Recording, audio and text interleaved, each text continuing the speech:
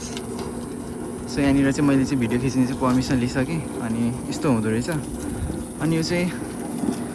नेपाल र जुन इन्डियाको चाहिँ एकदम डिफ्रेन्ट हुँदो रहेछ क्या उखु पेल्ने ठाउँ पनि चट्टसँगले यसरी पेल्दो रहेछ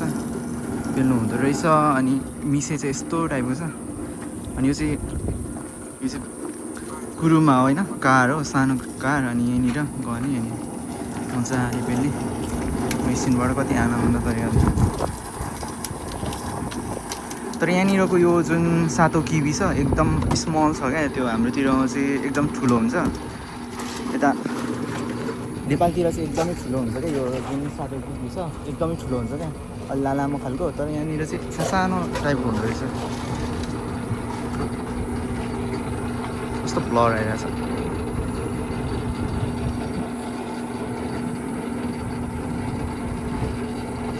सो मेरो चाहिँ ड्रिङ्क्स बनिसक्यो